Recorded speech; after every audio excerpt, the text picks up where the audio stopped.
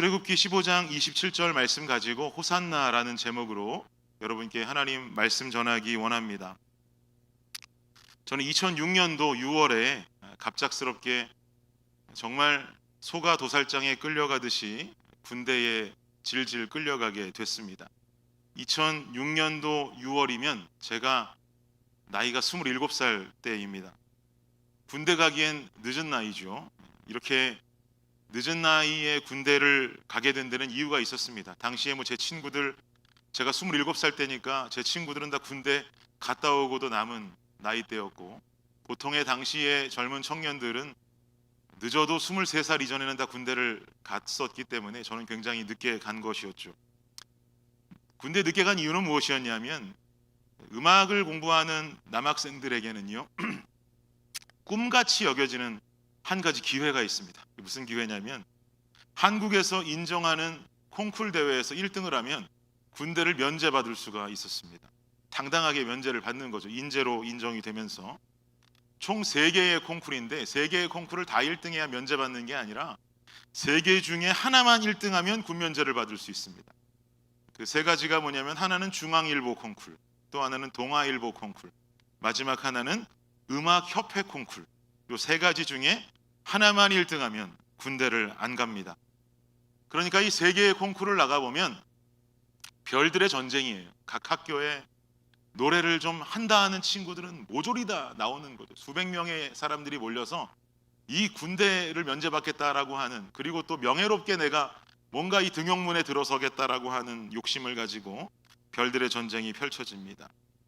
그래서 음악을 하는 남학생들은 일찌감치 이 콩쿨에 대한 미련을 버리고 대학에 입학하자마자 어린 나이에 군대를 다녀오는 학생들이 있는가 하면, 끝까지 군 입대를 연기해 가면서 이 콩쿨에 미련을 버리지 못하고 무모한 도전을 하면서 끝까지 있는 남학생들로 분류되게 됩니다. 저는 그 후자인 것이죠. 좀 무모한 학생이었습니다. 그렇게 콩쿨에 계속 도전하다 보니까 어느덧 대학도 졸업하고 대학원도 졸업했습니다. 왜냐하면 한국은 학업을 계속하고 있으면 군 입대가 자동으로 연기되기 때문에 그렇죠. 군 입대를 연기해 가면서 콩쿠르를 도전해야 되다 보니까 학부도 졸업하고 대학원도 졸업하고 시간은 점점 흘러가고만 있었습니다. 그때까지도 저는 1등을 하지 못하고 계속해서 매년 찾아오는 순간마다 도전을 하고 있었던 것이죠. 그런데 이렇게 학업을 계속하다 보면 자동으로 연기가 되는데, 대학원을 마치고 나니까 이제 학업을 안 하니까 실제로 딱 영장이 날라오더라고요. 학업을 마친 다음에는 이 군대 연기를 어떻게 하면 되냐면, 나라에서 인정하는 국가고시를 보면 또 연기를 해준대요. 그래서 관심도 없는 부동산 공인중개사 시험, 무슨 기술 자격증 시험, 여러 가지 나라에서 인정하는 시험들에 응시하면서 군대를 연기했어요. 그러다가 제가 마지막에 잘못된 정보를 가지고 무슨 캐드 자격증 시험을 신청했는데 그건 국가고시가 아니었는 바람에 2006년도에 그냥 그대로 군대로 그냥 질질 끌려가게 됐습니다.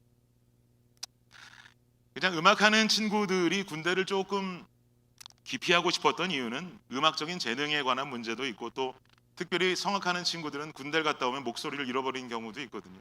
그러다 보니까 목소리를 잃어버릴까 봐서 군대를 좀 연기하면서 콩쿠르를 통해 면제받고 싶은 욕심들이 다들 있는 욕심이 되는 것이죠. 그런데 여러분께서도 잘 아시는 것처럼 저는 군 생활을 특수부대에서 했다고 늘 말씀드리죠. 제가 군 생활을 UDT에서 했다고 늘 말씀드리지 않습니까? UDT의 뜻은 뭐라 그랬어요? 우리 동네 특공대, 방위였어요. 요즘은 고급스럽게 공익근무요원이라고 늘 말씀해 주시는데요, 저는 경기도 최전방 분당구청에서 일을 했습니다. 그래서 돌이켜 생각해 보면 공익근무요원 하는 사람이 목소리가 상할 일이 뭐가 있습니까? 사무실 안에서 가만히 앉아 있고 민원인만 상대하면 되는데 목소리 상할 일도 없는 거죠. 이제 와서 돌이켜 생각해 보면 이렇게 군대를 면제를 받고자 아둥바둥 대다가 그 늦은 나이에 군대를 갔는가라고 생각하면서 조금 후회가 되는 시간이 되기도 합니다. 어쨌든 어린 날의 철없는 생각 끝에 결국은 군대를 가게 됐고, 2006년도 6월에 질질 끌려서 논산훈련소로 들어가게 됐는데, 여러분 생각해 보십시오. 한국의 6월이 얼마나 덥습니까?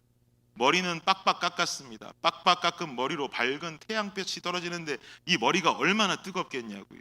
빡빡 깎았다 그러니까 제 얼굴에 지금 이렇게 상상해 보시는 분들 계시죠? 그러지는 마시고요.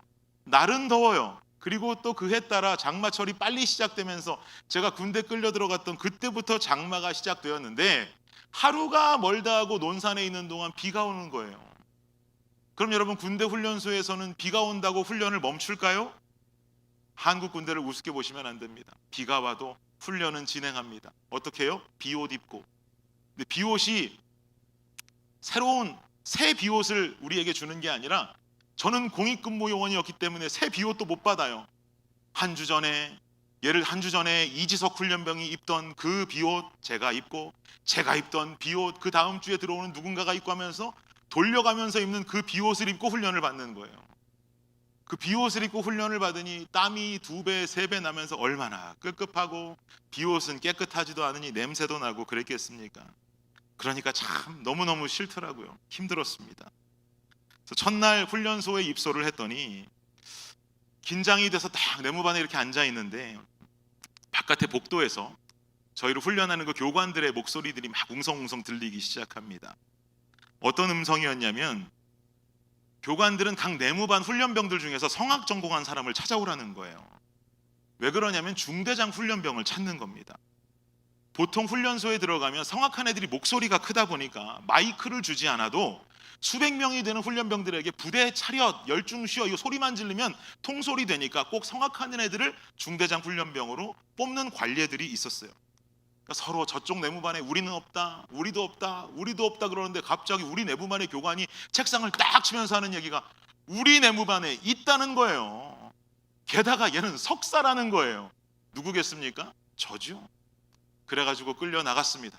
끌려 나가서 실제 논산훈련소의 중대장 앞에 가서 오디션을 보는 거예요. 무슨 오디션이겠어요? 있는 힘껏 열중셔 차렷을 소리 질러보라 그럽니다. 그래서 있는 힘껏 질렀더니 합격했어요. 그날부터 중대장 훈련병으로 훈련소에서 훈련하는 내내 그곳에서 그렇게 봉사를 했습니다. 그러다 보니까 중대장 훈련병은 열중셔 차려 맨날 소리 질러야 되죠. 그리고 훈련 받으러 가는 교장까지 가는 데는 맨 앞에는 기수가 서고 그 다음은 중대장 훈련병이 서야 되니까 꾀도 피울 수가 없어요. 어딜 가든지 열심히 훈련 받아야 되고, 어딜 가든지 끝까지 가야 되고, 요령도 피울 수 없고, 그렇게 힘들게 훈련을 받았습니다. 그렇게 한 주 정도 지났을까, 우리 소대를 이끄시는 소대장님이 저를 본인 사무실로 부르셨어요. 그분 계급이 소위이셨는데 저를 부르시더니 하는 말이, 8번 훈련병, 제가 8번이었습니다. 8번 훈련병, 기록을 보니까 너랑 나랑 동갑이야 그러더라고요. 군대 소위랑 제가 군대를 늦게 갔더니 동갑인 거예요. 그러더니 하는 말이, 늦은 나이에 입소해서 여러 가지로 고생이 많다. 그러더니 종이컵에 믹스 커피 2봉을 탁탁 털더니 뜨거운 물을 부어서 녹여서는 그 안에 얼음 2세알을 탁 떨어뜨리고 저한테 건네주는 거예요. 여러분, 저는 이때 먹은 그 냉커피가 제 인생에 먹어본 어떤 냉커피보다도 가장 맛있었던 냉커피였어요. 잊을 수가 없습니다. 왜냐하면 훈련소에서는 훈련병들이 배탈이 날까봐 찬 음식을 주지 않아요.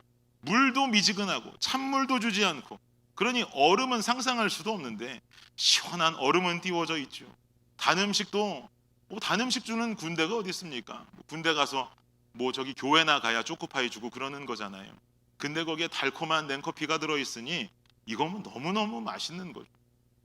그 짧은 그 시간 동안 제가 느낄 수 있었던 소소한 오아시스와도 같았습니다. 제가 아껴 먹는 것처럼 보였는지 그 소대장님이 얼른 원샷 해라 그러더니 제가 원샷 하니까 또 한 잔 이렇게 만들어서 주셨어요. 그래서 아주 맛있는 냉커피 2잔을 얻어 마시고는 기쁨으로 문을 열고 나왔던 기억이 납니다. 우리는 인생을 살면서 소소한 오아시스를 발견하기를 원합니다. 그리고 소소한 오아시스만이 아니라 우리 인생 속에 주어지는 각박한 인생을 살아가면서 마치 우리 인생을 뒤바꾸어 줄 수 있는 대대적인 대폭적인 오아시스를 발견하기를 원합니다. 여러분은 인생을 살아오시면서 만나셨던 소소한 오아시스는 무엇이었습니까? 또 혹은 여러분 인생을 사시면서 여러분 인생을 완전히 바꾸어 준 대대적으로 만난 큰 오아시스의 경험이 있으십니까? 제가 오늘 아침에 아내를 두고 설교하면서 제 아내에게 이 질문을 똑같이 했어요. 아내가 곰곰이 생각하더라고요. 당신 인생에 만난 오아시스가 있느냐 물었더니 아내가 곰곰이 생각하다가 없다 그래요. 제가 물었습니다. 내가 당신에게 오아시스지 당신이 날 만난 게 오아시스 아니야? 그랬더니 그건 아니라 그래요. 나도 그건 아니라 그랬습니다. 서로 웃고 지나갔는데 여러분 인생에 만난 오아시스는 뭐냔 말이죠. 생각해 보십시오. 이 질문이 이따가 목장 모임 때도 똑같이 질문지에 들어가 있습니다. 오늘 본문도 보니까 오아시스가 등장하고 있는데요. 다시 한번 이 본문을 좀 읽어볼까요? 27절입니다. 시작. 그들이 엘림에 이르니 거기에 물샘 12과 종려나무 70그루가 있는지라. 거기서 그들이 그 물 곁에 장막을 치니라. 지금 이 27절 본문을 이해하기 위해서는요, 대략적인 이 본문의 배경을 좀 함께 이해해야 이해가 쉬운데요. 출애굽기라고 하는 성서는 성서의 제목 그대로의 내용을 담고 있는 책입니다.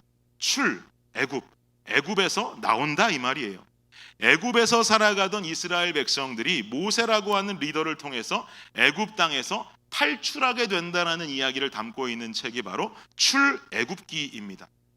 그러면 도대체 왜 이스라엘 백성들은 자기네 나라 땅이 아니라 애굽이라고 하는 이방 나라 땅에 와서 살게 되었을까? 아예 들어가지 않았으면 탈출할 일도 없었을 텐데 왜 그 땅에서 살고 있을까? 우리는 궁금해지죠.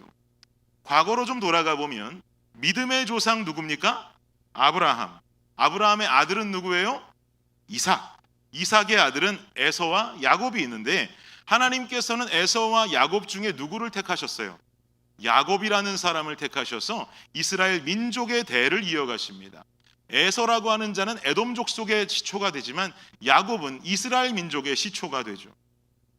야곱에겐 아들이 많았는데 그 아들 중에도 유명한 아들이 한 사람이 있어요. 누굴까요? 요셉이죠. 그런데 이 요셉이 어린 시절부터 야곱에게는 두 아내가 있었는데 야곱이 특별히 사랑했던 라헬이 어렵게 얻은 아들이었기 때문에 야곱은 여러 아들 중에서도 이 요셉을 굉장히 편애했습니다. 특별히 사랑했단 말이에요. 예쁜 옷도 이 요셉에게만 입히고 맛있는 것도 요셉에게만 주고 뭔가 요셉을 특별히 대해 주었어요. 그랬더니 이 모습을 본 형들이 요셉이 편애당하는 것을 보고는 시기가 일어나서 어떻게 합니까? 요셉을 아버지 몰래 애굽 땅의 노예로 팔아넘겨버리죠. 이때 애굽으로 팔려간 불쌍한 요셉은 여러 가지 사건들 우여곡절 끝에 하나님의 은혜로 말미암아 애굽의 총리 자리까지 올라가게 되고 요셉이 애굽의 총리가 되었을 때 가나안의 기근이 찾아오면서 곡식을 얻으려고 애굽에 방문한 본인을 팔아넘긴 형들을 만나게 되죠. 이 형들은 요셉을 만나고는 부들부들 떱니다. 근데 요셉은 뭐라고 말합니까? 형님들이 나를 이 땅으로 팔았던 이유는 이 땅에 먼저 나를 보내려고 하시는 하나님의 뜻이었으니 나는 당신들을 용서할 수 있습니다. 겁내지 마십시오 라고 말하면서 형들을 자애롭게 용서해 줍니다. 너무나 멋진 요셉의 모습이죠. 그리고는 기근이 있는 그 가나안 땅에 살고 있는 그 형제들의 모든 일가와 아버지 야곱의 모든 일가들을 애굽 고센 땅으로 이주오게 초청을 하게 됩니다. 그리고는 이스라엘 백성들이 이때 애굽 땅으로 옮겨와서 새로운 출발을 하기 시작한 거예요. 근데 문제는 뭐냐? 이때부터 고센 땅에 이스라엘 민족들의 조상이 살게 된 것이고 시간이 흐르고 흘러서는 애굽의 왕도 새로 들어서게 되었고 새로 들어서게 된 이 애굽의 왕이 과거의 역사들을 무시해버린 채 점점 인구의 수가 늘어나는 이스라엘 백성들을 경계하면서 이스라엘 백성들을 노예로 부리게 되죠. 결국 하나님께서는 이 모습을 더 이상 보지 못하시고 모세라는 리더를 세우셔선 더 이상 애굽에 살지 않아도 되는 이스라엘 민족들을 애굽에서 가나안으로 탈출시킴으로써 약속의 땅 가나안을 향하게 하십니다. 그 내용이 이 출애굽기에 들어있는 것이죠. 결국 모세가 이끌고 애굽을 벗어난 이스라엘 백성들은 광야길을 걸어서 첫 번째 난관에 부딪히게 되는데 그 첫 번째 난관이 어디입니까? 홍해바다입니다. 눈앞에 홍해가 펼쳐져 있어요. 진군을 해야 되는데 홍해가 펼쳐져 있으니 갈 수가 없어요. 뒤로는 어떻습니까? 출애굽하라고 마지막에 10가지 재앙을 통해서 허락을 했던 애굽 왕인 바로가 나중에 후회를 하고 다시금 이스라엘 백성들을 잡겠노라고 군대를 이끌고 쫓아오고 있는 상황이에요. 뒤는 바로의 군사가 쫓아오고 앞은 홍해가 막고 있습니다. 근데 어떤 일이 벌어집니까? 홍해가 반으로 갈라지게 되죠. 홍해를 양쪽으로 하나님께서 갈라버리세요. 그리고 홍해가 갈라진 그 사이길로 이스라엘 백성들은 그 마른 길을 걸어서 홍해를 건너게 되고요. 뒤따라오던 애굽 군사들은 이스라엘 백성들과 똑같이 홍해가 갈라진 그 사이길로 들어오지만 이스라엘 백성들이 다 빠져나온 후에 하나님께서는 그 물을 원래대로 돌이키시면서 그 안에 애굽 군대를 다 수장시켜버립니다. 그리고 나서 이스라엘 백성들은 기뻐서 찬양을 하곤 그 후엔 이 백성들은 수르 광야라는 곳으로 들어가게 됩니다. 그리고는 수르 광야에서 3일 길을 걷게 되는데 안타까운 건 단 한 번도 물을 만나지를 못해요. 여러분 생각해 보세요. 사막 광야입니다. 사막 광야에서 3일 동안 물을 먹지 못하고 계속 걷기만 하니까 어떻겠어요? 얼마나 갈증이 나겠습니까? 그렇게 길을 걷다가 만난 곳이 어디냐? 마라라고 하는 곳이죠. 근데 마라엔 물이 있었어요. 근데 물을 마셔보니까 물맛이 어땠습니까? 물맛이 씁니다. 마라에서 마신 물이 쓰다. 세 글자로 줄이면 뭘까요? 마라탕. 웃어주셔서 감사해요. 여러분 농담입니다. 이거 괜히 또 나가셔가지고 김주리 교회 목사님이 출애굽기에 마라탕 나온다 그러더라. 그러면 안 그래도 교회 개척해서 쉽지 않은데 이단 소리 듣습니다, 여러분. 네, 여러분 그냥 잠 깨시라고 드린 말씀이에요. 어쨌든 마라에서 마신 물이 써요. 그 쓴 물을 하나님께서 단물로 바꾸시는 기적을 일으키신 뒤에 나오는 구절이 바로 오늘 본문이 되는 출애굽기 15장 27절이에요. 오늘 본문을 보면 나오는 지명이 하나 있는데 그 지명이 뭐냐면 엘림이라고 하는 지역입니다. 엘림이라고 하는 말의 뜻이 뭔지 아세요? 엘림이라는 말의 뜻은 큰 나무들이라는 뜻이에요. 큰 나무들.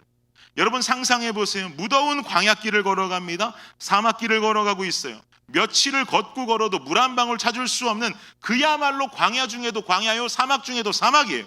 그러다가 도착한 곳 엘림, 큰 나무들이라는 뜻의 지역. 여러분 큰 나무가 엘림이라는 이름처럼이나 큰 나무가 자라려면 거기엔 뭐가 있어야 될까요? 물이 있어야 돼요. 물도 웬간히 있어서는 안 됩니다. 큰 나무가 존재하기 위해선 물도 엄청난 양으로 존재해야지 큰 나무가 자랄 수 있는 거잖아요. 그리고 큰 나무가 있으면 이파리도 큰 이파리가 있어서 만들어내는 그늘 때문에 사막길에서 지나가다가 큰 그늘을 만나는 것만큼 반가운 것은 없는 것이죠. 그야말로 오아시스인 거예요. 큰 나무들이라는 이름의 뜻이 맞는 엘림이라면 오아시스가 정확히 맞는 거예요. 근데 오늘 본문을 보니까 엘림, 큰 나무들이라는 뜻을 증명하는 것처럼이나 샘물이 있다고 말하는데 몇 개의 샘물이 있다고 말합니까? 12개의 샘물이 있었다. 그리고 나무가 몇 그루 있었대요? 70그루가 있었다. 그야말로 큰 나무이고 이 나무의 종류는 바로 종려나무였어요. 이스라엘 백성들은 이 나무 주변으로 장막을 칩니다. 그 나무 그늘 안에서 쉬고 싶고 우물에서 물을 마시며 오아시스를 즐기기 시작합니다. 이 엘림이라고 하는 곳은 홍해로부터 약 한 거리가 100km 정도 떨어진 지역에 위치했던 오아시스였어요. 홍해를 지나서 물도 없이 생겨나는 갈증을 완전히 해소하지 못하고 100km를 걸었어요.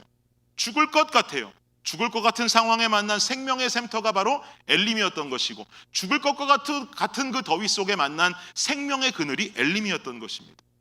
그리고 종려나무가 만들어준 그 그늘 안에서 이스라엘 백성들은 구원의 기쁨을 맛보게 되죠. 여러분 이 장면을 보시면서 저는 함께 떠오른 성경 속에 다른 구절이 있는데요. 그 장면이 어디냐면 요한복음 12장입니다. 12장 12절 13절 함께 읽겠습니다. 시작. 그 이튿날에는 명절에 온 큰 무리가 예수께서 예루살렘으로 오신다는 것을 듣고 종려나무 한 가지를 가지고 맞으러 나가 외치되 호산나 찬송하리로다 주의 이름으로 오시는 이 곧 이스라엘의 왕이시여 하더라. 아멘. 저는 예루살렘으로 입성하시는 예수님의 장면이 오버랩되면서 좀 떠오릅니다. 예수님의 예루살렘 입성은요, 들어오는 자와 환영하는 자들의 마음이 일치하지 않는 사건이었어요. 예수님께서 예루살렘으로 들어오신다라고 하는 것이 의미하는 것은 십자가 죽음이 코앞으로 다가왔다라는 것을 의미하는 것이죠. 예수님은 그것을 누구보다 잘 알고 계셨습니다. 그런데 예수님을 환영하고 있는 수많은 인파들의 마음은 달랐어요. 예수님은 내가 이 길을 지나서 예루살렘으로 들어오면 곧 내가 십자가를 지고 죽게 되겠구나 라는 생각이 있었지만, 예수님을 환영하고 있는 그 수많은 인파들의 마음은 어땠느냐? 당시에 다니는 곳마다 믿을 수 없는 기적을 일으키셨던 예수 그리스도, 그 예수님께서 자신들의 왕이 되어주셔서 자신들을 압제하고 있는 로마의 권력에서 독립시켜줄 것을 기대하고 있었습니다. 들어오고 있는 자는 죽기 위해 들어오고 있고, 환영하고 있는 인파들은 살기 위해 환영합니다. 이렇게 각기 다른 두 마음이 부딪히고 있어요. 근데 여러분, 여기서 재미난 게 뭔지 아세요? 각기 다른 두 마음이 부딪히고 있다고 하지만 각기 다른 이 두 마음이 가리키고 있는 목적과 목표는 희한하게도 동일했다는 거예요. 그 목적과 목표가 무엇이었습니까? 바로 구원입니다. 예수님은 곧 십자가에 죽게 되십니다. 그러나 예수님은 본인의 죽음을 통해 사랑하는 아들과 딸들을 구원하시기 원하셨어요. 예수님이 십자가에 죽는 그 목표도 구원이었단 말이에요. 반대로 백성들은 예수님이 왕이 되기를 원합니다. 기적을 베푸시는 예수 그리스도의 왕되심으로 말미암아 자신들은 로마의 압제로부터 구원받기를 원해요. 정치적으로 구원받기를 원하는 거예요. 더 나은 삶으로 구원받기를 원하는 거예요. 이 두 마음 모두가 다 지금 구원을 부르고 있어요. 그런데 구원의 의미와 모양이 각각 다른 것이죠. 똑같이 구원을 부르지나 모양이 달라요. 여러분, 출애굽기에 나온 엘림에서의 이스라엘 백성들은요, 큰 나무 12그루, 큰 나무 70그루를 만났습니다. 이스라엘 백성들은 갈증나는 목을 축이고 그늘 아래에 쉬는 기쁨을 맛보게 됐어요. 그러나 하나님은 애굽에서 노예로 죽어가는 백성들, 그리고 광야로 나와서 물도 먹지 못하고 걷고 있는 이스라엘 백성들에게 생명을 약속하시는 구원을 허락하신 거예요. 생명을 약속하시는 구원의 기쁨을 허락하신 거예요. 그런데 출애굽 이후에 약 1500년여가 흘러서 예루살렘으로 입성하는 예수님을 향해서 이스라엘 백성들은 1500년 전에 만났던 구원을 의미한 그 종려나무가지를 흔들고 있어요. 그리고 외칩니다. 호산나 호산나, 다윗의 자손이여, 우리를 구원하여 주십시오. 그런데 참으로 안타까운 것은 예루살렘으로 입성하신 예수님은 그들이 원하는 정치적인 메시아의 모습을 보여주지를 않으셨고, 정치적인 구원이 이 사람을 통해서 이루어질 리가 없겠다라고 하는 백성들의 판단이 들자, 호산나 호산나, 주의 이름으로 오시는 이여 우리를 구원하여 달라고 외치던 그 수많은 환영의 인파는 불과 며칠 후에 호산나가 아닌 다른 말을 외치기 시작합니다. 뭐라고 외칩니까? 예수를 십자가에 못 박아라. 예수를 죽여라. 바라바를 놓아주고 예수를 십자가에 달아라 라고 외치기 시작합니다. 인간들은 자신이 원하던 구원의 모양이 이루어지지 않자 구원을 포기하고 예수를 죽이라고 완전히 돌변해 버립니다. 그러나 예수님의 구원 프로젝트는 이 시점부터 시작이 됩니다. 자신이 죽어야만 자신을 죽이라고 외치고 있는 저들을 살릴 수 있는 그 프로젝트. 그 프로젝트가 시작되면서 십자가 앞으로 더 가까이 나아가십니다. 그리고는 십자가 형틀을 부셔버리든지 아니면 자신을 죽이라고 외치는 무지한 백성들을 싹 다 쓸어버리든지, 하늘에서 천군 천사가 내려와서 호위하고 예수님을 모시고는 다시 하늘로 올라가시든지 하면서 자신의 전능함을 보일 수 있는 예수라는 그 존재는 자신의 죽음 앞에 아무런 기적도 아무런 반전도 보이지 않으시고 조용히 십자가 위에서 마지막 숨을 거두게 됩니다. 구원이 이루어진 것이죠. 하나님이 그토록 원하셨던 구원의 역사가 이루어진 것입니다. 사랑하는 여러분, 제가 여러분께 질문합니다. 여러분은 오늘 어떤 종려나무 가지를 흔들고 계십니까? 여러분은 오늘을 살아가시면서 어떤 모양의 호산나를 외치고 있습니까? 호산나를 통해서 여러분이 만나고 싶어하는 여러분 인생의 오아시스는 과연 무엇입니까? 예루살렘으로 입성하는 예수를 향해 이스라엘 백성들이 흔들던 종려나무 가지를 오늘날까지 여전히 우리가 동일하게 흔들고 있지는 않습니까? 예루살렘으로 입성하는 예수를 향해서 이스라엘 백성들이 외치던 그 호산나의 의미를 여전히 우리가 오늘날 동일하게 외치고 있지는 않습니까? 주님, 내 인생을 구원하여 주십시오. 주님, 내 인생을 구원하여 주십시오. 죽어가는 내 인생, 쓰러져가는 내 인생, 참 보잘것없는 내 인생, 좀 주님께서 멋들어지게 살 수 있는 그 구원, 그 호산나, 그 오아시스를 내게 허락해 주십시오. 우리도 동일하게 외치고 있는 것은 아닐까요? 몇 년 전에 타 지역에 사시던 한 분이 어스틴으로 이사를 오셨습니다. 제가 좀 알던 분이었는데 그분 이야기를 들어보니까 왜 어스틴으로 이사 오시려고 하세요? 그랬더니 그분 하시는 말씀이, 김 목사, 어스틴이 핫플레이스라고 그러더구만. 그 핫플레이스에 살고 싶어서 가네 라고 그러셨어요. 수많은 기업들이 유치되어 있다 보니까 경기도 좋고 일자리도 많고 한인들도 늘어나서 더욱 살기 좋은 곳이라고 하는 소문을 듣고 내가 어스틴으로 가려고 한다라고 말씀하셨습니다. 그리고 실제로 그분은 제게 그 이야기를 남기시곤 성공을 꿈꾸면서 어스틴으로 들어오셨어요. 근데 안타깝게도 모든 계획하신 일들이 생각처럼 이 어스틴에서 잘 진행되지 않았습니다. 결국 1년도 채 버티지 못하고 다시 어스틴을 떠나게 되셨어요. 그분에게 있어서 어스틴이라고 하는 땅은 엄청난 오아시스와도 같았습니다. 이곳에 오면 모든 게 해결될 거라고 믿었습니다. 이곳에 오면 성공의 땅이 될 것이라고 생각했습니다. 그러나 이분은 어스틴에 오시고 난 후에 몇 주 뒤부터 제게 지속적으로 전화를 걸어오셨고 잘 풀리지 않는 자신의 삶을 한탄하고 자신의 신세를 제게 털어놓기 시작하셨어요. 그리고는 고민하고 직장도 얻지 못하고 힘든 삶만 사시다가 결국 마지막에 어스틴을 떠나시면서 제게 하셨던 말씀이 저는 아직도 기억이 나는데 뭐라고 말씀하시는가 하니까, 김 목사, 하나님은 좋은 것뿐이라 주는 분이라면서, 하나님은 축복을 주시는 분이라면서 내가 어스틴 와서 주일날 교회 빠진 적 한 번 없고 내가 어스틴 와서 예배 드릴 거 다 드리고 다 했는데 주님은 나한테 축복을 주시지 않던데, 주님은 내 인생을 신경도 쓰지 않던데, 내 인생이 나아질 게 하나도 없던데, 더 힘들어만 지던데 주님은 도대체 어디 계시는 거지? 왜 좋은 것 주시는 분이라고 말하지? 왜 축복 주시는 분이라고 말하지? 내 마음이 답답하다. 이 말씀을 남기시곤 떠나셨습니다.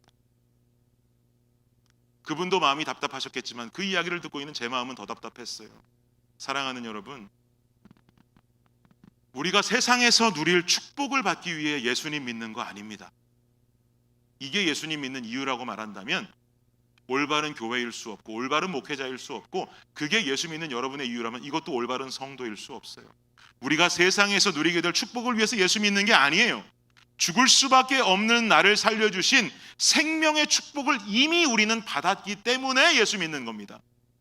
즉 다시 말하면요, 오아시스 찾기 위해서 예수 믿는 게 아니에요. 이미 생명이라고 하는 오아시스가 우리에게 주어졌기 때문에 예수님 믿는 겁니다. 세상에서 우뚝 서게 되는, 세상에서 이름꽤나 떨치고 우뚝 서는 구원의 호산나 때문에 예수님 믿는 게 아니라 이미 사망에서 생명으로 옮기신 이해할 수 없는 구원의 역사, 그 호산나가 이루어졌기 때문에 우리는 예수님 믿는 거예요. 신앙을 향한 정확한 이해가 없으면 내 삶에 역사하시는 예수님을 구주로 받아들일 수가 없습니다. 예수님은 이미 이 땅에 구주로 오신 분인 줄을 믿습니다. 예수님은 이 땅에 이미 메시아로 오신 분인 줄을 믿어요. 주님은 이 땅을 구원하셨어요. 주님은 이 땅에 우리를 위해서 죽으셨어요. 그러니 이제 우리가 주님 믿는 거예요. 근데 여전히 십자가에 달려 계신 그 예수 그리스도 앞에 우리가 자꾸 무언가를 받기 원하고 축복을 부르짖고 우리의 삶에 더 나은 것만 부르짖고 있다면 여러분, 이거 잘못된 신앙입니다. 그거 바라고 예수님 믿고 있다면 다시 다 뜯어 고쳐야 돼요. 그렇게 예수 믿는 건 그분이 나의 구원자요 구주가 아니라 내 인생의 성공을 가져다 줄 램프의 요정으로밖에 생각이 되지 않는 것이죠. 주님은 램프의 요정 아닙니다. 주님은 구주세요. 주님은 메시아세요. 이미 우리를 살려주신 생명의 주관자인 줄을 믿습니다. 여러분, 오늘 이 본문 속에 나오는 예루살렘이라는 지명의 뜻은요, 히브리어로 말하면 그 뜻이 평화의 마을이라는 뜻이에요. 근데 당시를 생각해보면 예루살렘에 평화는 없었어요. 이스라엘 백성들은 로마의 압제 속에 살아가고 있는 자신들에게 로마의 압제에서 풀어지는 그 자유가 찾아오면 평화가 올 거라고 믿었습니다. 그러나 그렇지 않았어요. 여러분, 우리는 정확히 알아야 돼요. 예루살렘의 상황과 환경이 자유로워져야 평화가 찾아오는 게 아니라 예루살렘에 평화의 왕 되신 예수 그리스도께서 계신다는 자체가 평화인 줄을 믿습니다. 주님의 존재 자체가 평화인 거예요. 주님의 존재가 그 상황을 바꾸고 환경을 바꾸고 더 나은 상황으로 환경을 축복을 내려야 그게 평화가 아니라 주님 계시기에 평화인 것입니다. 여러분 생각해 보세요. 제자들이 배를 타고 갈릴리를 나가고 있습니다. 풍랑을 만났어요. 배가 뒤집어지려고 그래요. 그럼 여기서 찾아올 수 있는 평화의 의미는 무엇입니까? 풍랑이 멈추고 풍랑이 잠잠해지면 평화일까요? 아닌 거예요. 풍랑 속에 갈릴리 호수를 헤쳐나가고 있는 그 배가 풍랑이 잠잠해져야 평화가 아니라 그 배 바닥에서 주무시고 계시는 예수 그리스도께서 배 안에 계시기에 평화인 거예요. 이게 평화의 진짜 의미인 거예요, 여러분. 우리네 삶도 마찬가지죠. 재물이 넘쳐나는 삶이 평화가 아닙니다. 그 삶에 예수님 계셔야 평화예요. 대단히 유명해지고 떵떵거리는 삶이 평화가 아닙니다. 그 안에 예수가 있어야 평화입니다. 재물이 많아도 예수 없으면 평화 아니에요. 이름을 날리고 떵떵거리며 살 수 있어도 예수 없으면 평화 아니에요. 그러니까 얼마나 재물이 많고 이름 떵떵거리며 살 수 있는 사람의 인생 속에 예수가 없으니까 평화롭지 못하게 사는 사람들이 얼마나 많아요, 여러분. 결국은 다 드러나게 되잖아요. 예수라는 자체가 평화이고 예수라는 자체가 평안이기에 우리는 이분을 취해야 하는 일에 최선을 다해야 되는 것이죠. 그러나 오늘날 많은 신앙인들은 내 환경이 나아지고 내 삶이 뒤바뀌고 내 삶이 더 나아지는 그 역사, 그 오아시스를 만나는 것이 축복인 줄 믿습니다. 그리고 그 삶을 살기 위해 최선을 다하면서 존재 자체로 오아시스 되시는 그 예수 그리스도를 인생의 주인으로 모시고 그분과 함께 동행하기 위한 최선은 기하지 못하는 신앙인들이 너무나 많아요. 사랑하는 여러분, 오아시스의 비밀을 똑바로 알아야 됩니다. 그거 오아시스 아니에요. 아무리 사막을 걷고 목이 메어 죽을 것 같다가 엘림을 만나니 물이 있어서 평화요 축복이 아닙니다. 그 엘림을 주님께서 준비해 놓으신 게 축복인 거예요. 왜요? 주님이 나와 함께 계시기 때문에 엘림을 예비해 두신 것 아니겠습니까? 그러니 그게 축복이죠. 거기에 있는 물이 축복이 아니에요. 거기는 그늘이 축복이 아니란 말입니다. 근데 너무나 안타깝게도 당시의 이스라엘 백성들은 거기에 있는 물이 축복이라고 여겼는가 봐요. 출애굽기 16장 말씀 보세요. 1절에서 3절입니다. 시작. 이스라엘 자손의 온 회중이 엘림에서 떠나 엘림과 시내산 사이에 있는 신광야에 이르니 애굽에서 나온 둘째 달 15일이라.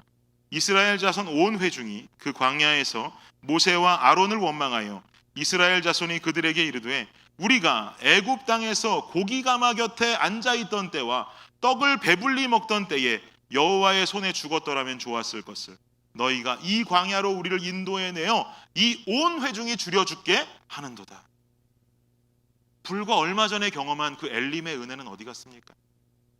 12개의 샘물, 70그루의 종려나무, 그 엘림을 준비해 주신 하나님의 은혜는 어디 갔습니까? 이제 와선 고기가 없대요. 고기가마 옆에서 죽었던 게 차라리 좋았대요. 떡이 없다고 투정이에요. 물이 없다고 투정했더니 물을 주신 것을 보고는 물이 축복이라고 여긴 것이죠.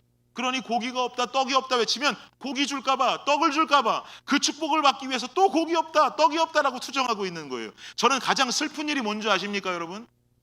주님이 이 모습을 보고 고기랑 떡을 줬다는 게 너무 슬퍼요. 매출하게 주셨잖아요. 만나가 내려왔잖아요. 그러면서도 주님은 그걸 그냥 주시지 않고 마지막에 꼭 한마디 하셨어요. 만나를 거두되 하루에 먹을 양만큼만 거두라. 그리고 안식일이 되면 그날만 2번 거둬라. 왜요?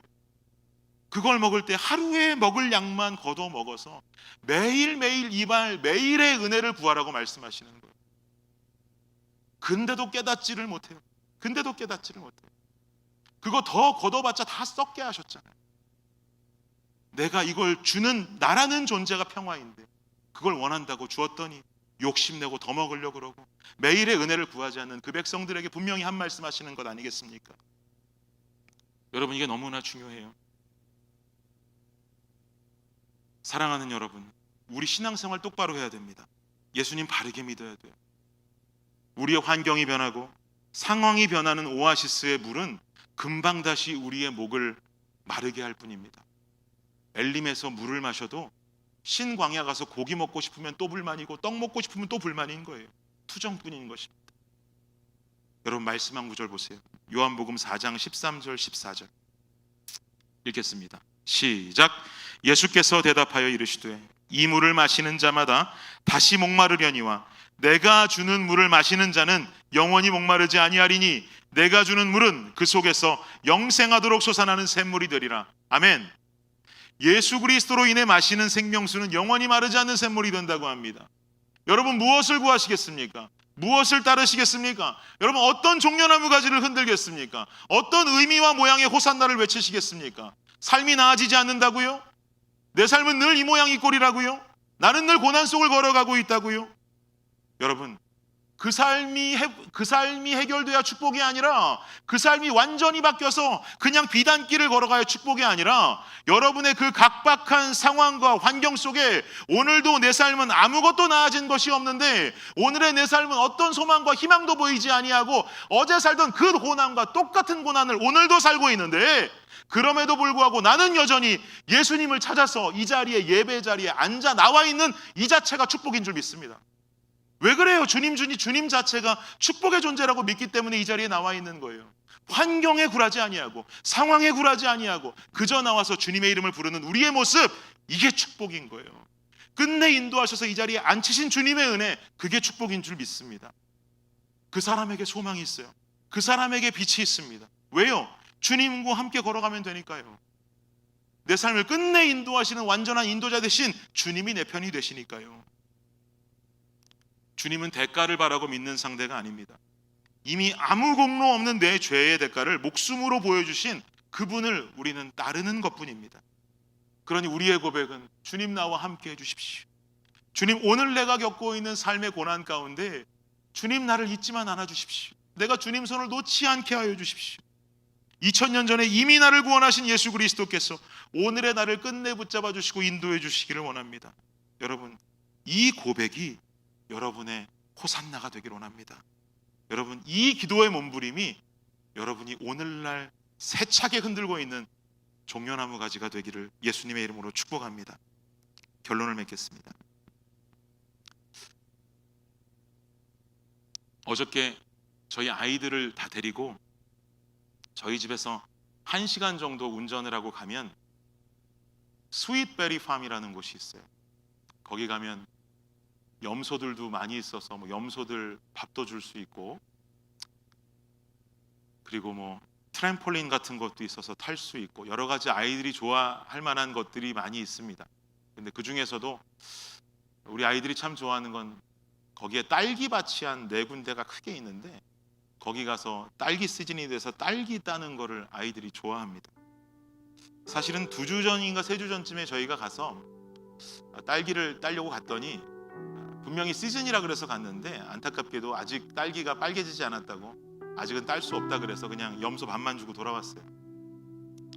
근데 지난주에 우리 초등부 우리 담당하는 성희자매가 자기가 친구랑 갔다 왔더라고요. 근데 딸기가 나왔다 그래요. 저희 딸기도 좀 따다 주었는데 딸기 크기가 크지 않더라고요. 그런 거 보니까 어저께 오늘쯤 가면 딸기가 아주 빨갛고 크게 잘 자라 있겠다라는 생각이 들어서 아이들과 일어나서 채비를 하고 차에 태워서 이제 그 딸기밭으로 갔습니다. 신나게 염소들에게 또 밥을 주고 애들 놀린 다음에 이제 마지막으로 딸기밭으로 들어가서 딸기를 따는데 제가 아이들에게 미리 알려줬어요. 얘들아, 딸기는 이만한 거 이상은 돼야 따라. 작은 건 따지 마라. 큰 걸 따고 빨간색이 이 이파리까지 쫙 올라와 있는 새빨간색을 따야 먹음직도 하고 달콤하니까 그런 딸기를 따야 돼 라고 말했어요. 그랬더니 애들이 다 알았대요. 딸기밭이 엄청나게 크게 있는데 딸기밭이 이렇게 있으면 걸어가는 길이 있고 또 딸기밭이 쭉 있으면 걸어가는 길이 있고 그런데 가면서 이제 딸기를 보면서 따는데 보니까 길마다 중간중간에 이렇게 진흙탕들이 있더라고요. 그래가지고 다시 아이들을 불렀어요. 얘들아 진흙탕이 보이지? 저 진흙탕 밟으면 될까 안 될까? 절대로 안 되지. 진흙탕 들어가지 마. 특히 드림이 들어가지 마. 알았지? 자, 진흙탕만 조심하면서 딸기를 딴다. 시작. 그랬더니 우리 아이들이 정말 진흙탕을 제 명령대로 밟지 않았을까요, 여러분? 그 명령이 떨어진 지 5분도 채 되지 않아서 이미 드림이는 신발에 모든 진흙을 묻혀가지고 왔습니다. 딸기밭을 건너면 이렇게 건너면 되는 걸 왜 굳이 여기서 점프를 할까요? 점프를 하고 나니 진흙탕이 떨어질 때나 보이지 점프하기 전에 보이겠어요? 진흙탕에 빠져가지고 신발이 엉망이 돼서 돌아왔어요. 드림이는 진흙탕에 들어가서 엉망이 돼서 돌아오니 저희가 착잡하더라고요. 제 아내가 신발을 털어주고 발을 닦아주기 시작합니다. 그러더니 또 갑자기 그러고 있는 와중에 또 이라가 진흙탕에 빠져서 울면서 들어옵니다. 또 이라의 신발을 털어줘야 되고 발을 닦아줘야 됩니다. 그러더니 또 이번엔 마음이가 가서 진흙탕에 빠져버렸습니다. 또 우리에게 와서는 또 우리는 또 신발을 털어주고 발을 닦아주었습니다. 얘네들이 왜 진흙탕에 빠진 걸까요, 여러분? 빨간 딸기가 어디 있는지, 아빠가 말한 이것보다 큰 딸기가 어디 있는지만 보고 가다 보니까 앞에 진흙탕이 있는지 없는지 모르는 거예요. 갖다 빠져버리는 거죠. 큰 딸기, 예쁜 딸기 찾아야지 하면서 보니까 빠져버리는 거예요. 근데 우리 집 아이들 중에 유일하게 진흙탕에 빠지지 않은 아이가 한 명 있었습니다. 누굴 것 같으세요? 열매? 신기하게 하리였어요. 하리. 저희 집 막내 하리만 진흙탕에 빠지지 않았어요. 왜 안 빠졌을까요, 여러분? 하리는 빨간 딸기를 찾으라는 말이 뭔 말인지, 빨간 딸기가 뭔지, 큰 딸기가 뭔지를 몰라요. 지가 혼자 생각할 만한 나이가 안 되니까, 그리고 성격도 그렇게가 안 되니까, 날뛰어다니는 성격도 안 되니까 어떻게 합니까? 엄마 손만 붙잡고 엄마만 쫓아다니는 거예요. 그러니까 진흙탕에 빠져요, 안 빠져요? 안 빠져요. 딸기를 얻지 못할까요? 아니에요. 엄마가 지나가다 빨간 딸기 보이면 하리야, 저거 한번 봐봐. 그러면 하리가 가서 똑 뜯어요. 그러면 기가 막히게 빨간 딸기거든요. 또 가다 하리야, 저거 뜯어봐. 탁 뜯습니다. 그러니까 애들 중에서 하리만 멀쩡한 거예요. 다 진흙탕에 빠졌는데. 신기한 일이죠. 사랑하는 여러분, 이제 좀 컸다고, 눈에 좀 보인다고, 뛰어다닐 수 있다고, 나는 빨간 딸기 찾을 수 있다고 천방지축 뛰어다니다 보면 어느샌가 진흙탕 빠져 있는 거예요. 제가 여러분께 여쭐게요.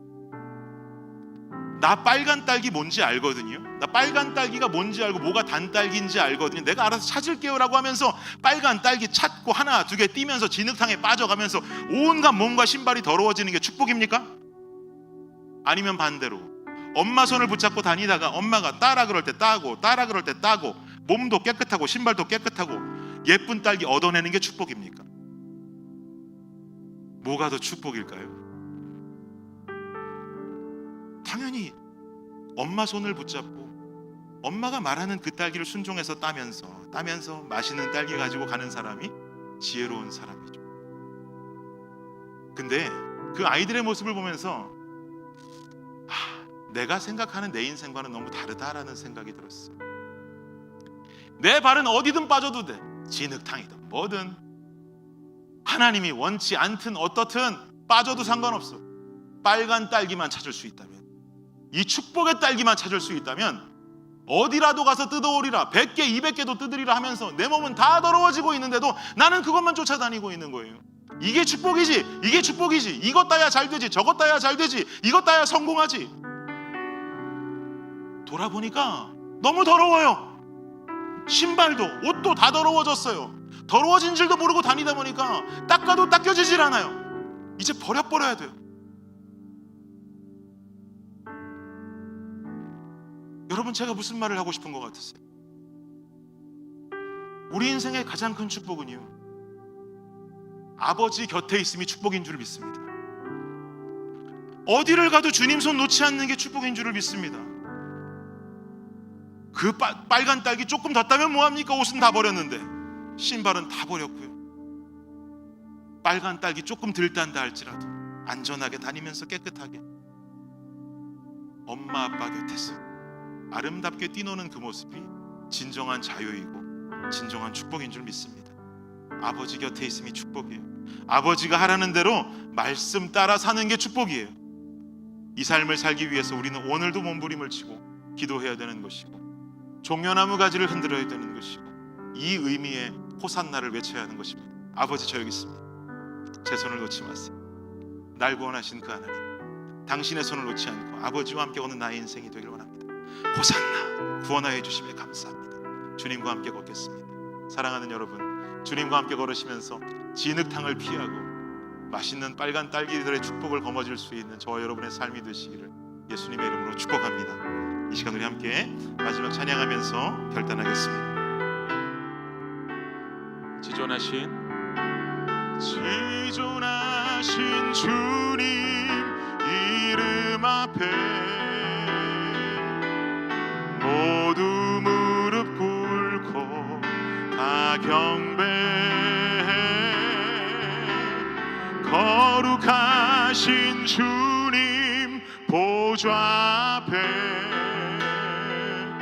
엎드려 절하 세울. 다시 한번 지존하신 주님 이름 앞에 모두 무릎 꿇고 다 경배해. 거룩하신 주님 보좌 앞에 엎드려 절하세. 예수는 그리스도, 예수는 그리스도, 예수는 주, 하나님의 영으로 경배드리리. 우리 다시 한번 지존하신 주님 이름 앞에 모두 무릎 꿇고 다 경배해. 거룩하신 주님 보좌 앞에 엎드려 절하세. 예수는 그리스도, 예수는 그리스도,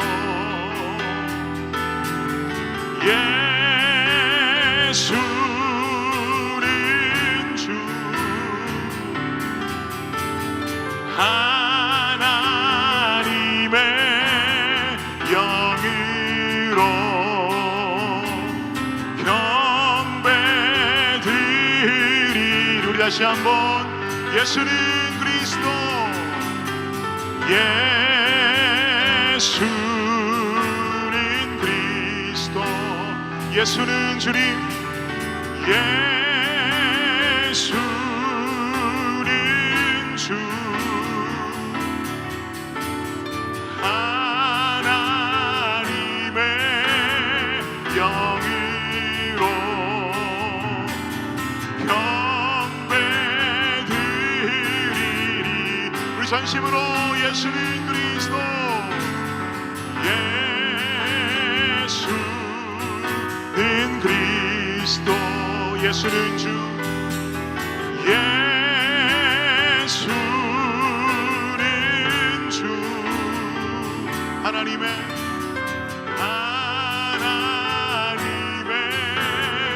영으로 경배드리리. 이 시간 우리 한 목소리로 잠깐 기도하실 때 여러분은 어떤 종려나무 가지를 흔들고 계십니까? 여러분은 어떤 호산나를 외치고 계십니까? 여러분이 여러분의 인생 속에 꿈꾸는 오아시스는 무엇입니까? 이 시간에 주님 앞에 기도하며 나아갈 때 여러분, 우리의 인생 살아봐도 우리 마음대로 되지 않는다면 이제는 더 이상 우리 마음대로 더 살아보려고 하는 그 마음은 도리어 어리석은 마음일지도 모릅니다. 이제는 우리의 삶을 주관자 되신 주님 앞에 맡겨두고 구원하신 하나님께서 내 삶을 인도해 가시는 그 손길에 순종하는 삶을 살아가는 것, 이것이 진정한 지혜자의 삶인 줄을 믿습니다. 주님, 나의 인생의 오아시스, 인생의 호산나, 인생의 종려나무까지들, 내가 원하는 것들 다 주님 앞에 내려놓고 주님 함께 계시는 것, 주님과 동행함이 기쁨인 줄을 믿고 주님, 나의 인생이 주님과 함께 걸으며 아버지, 때로는 엘림을 만나고 때로는 마라에서 쓴물을 만나도 단물로 바꾸시는 그 주님, 홍해를 만나도 가르시는 하나님을 경험하며 주님과 함께 쳐나갈 수 있는 이 세상에서의 나의 삶이 되게 하여 주옵소서. 이 시간 주님 앞에 결단하며 기도하며 나아가도록 하겠습니다. 기도하겠습니다. 주님 감사합니다. 아버지 하나님, 우리의 인생에서의 삶이 아버지 어떤 호산나를 외치고 있습니까? 지금 어떤 종려나무 가지를 흔들고 있습니까? 여전히 1500년 전에 흔들었던, 1500년 전에 그 그늘 아래 있었던 아버지 하나님, 이스라엘 백성들과의 모습이 똑같지는 않습니까?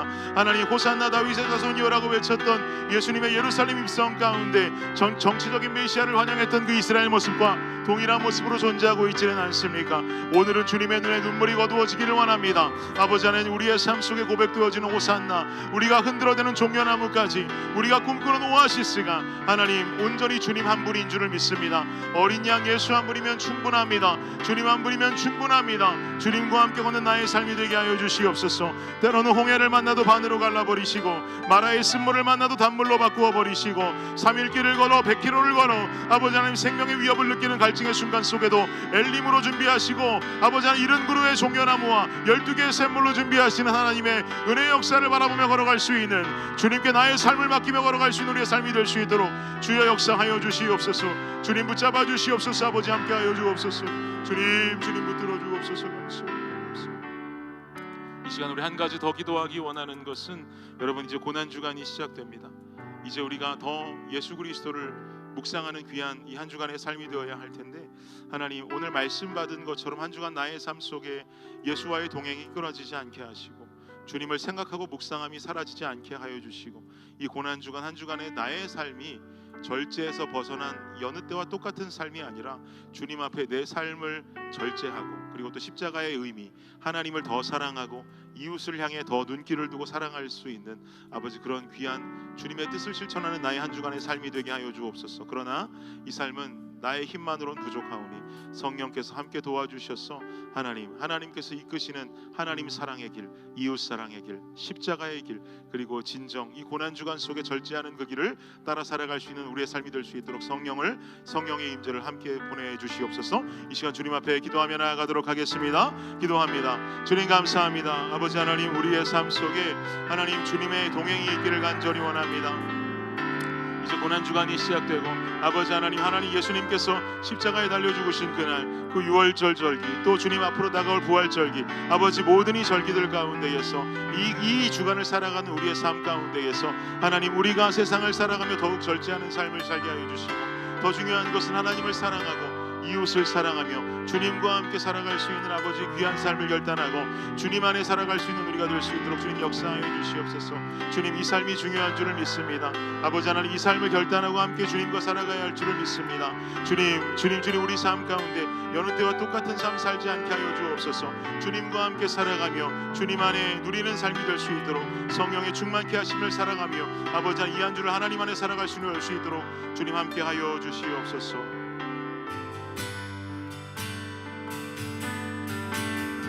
당신은 영광의 왕, 우리 자리에서 일어나서 찬양합니다. 당신은 평강의 왕, 당신은 하늘과 땅의 주, 당신은 정의의 아들, 천사가 무릎 꿇고 예배하며 경배하네.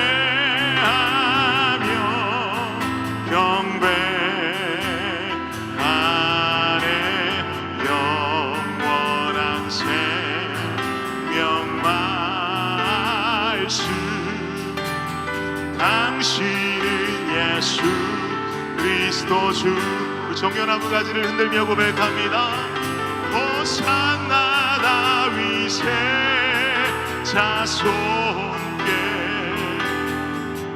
호산나 불러왕 중의 왕, 높이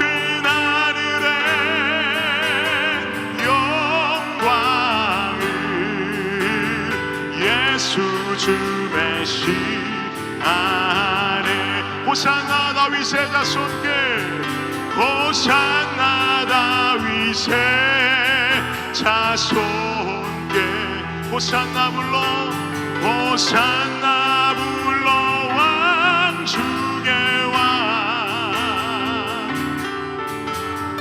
높은 하늘에 영광을 예수 주 메시아. 우리 다시 한번 호산나 다윗의 자손께, 호산나 다윗의 자손께, 호산나 불러 왕 중의 왕. 높은 하늘에 영광을 예수 주 메시. 우리 다시 한번 결단의 고백으로 호산나 다윗의 자손께, 호산나 다윗의 자손께, 호산나 불러 왕 중의 왕. 높은 하늘에 영광을 예수 주 메시. 우리 마지막으로 한 번만 더 고백하십시다. 호산나 다윗의, 호산나 다윗의, 아멘. 호산나 불러 왕 중의 왕. 높은 하늘에 영광을 예수 주 메시아네.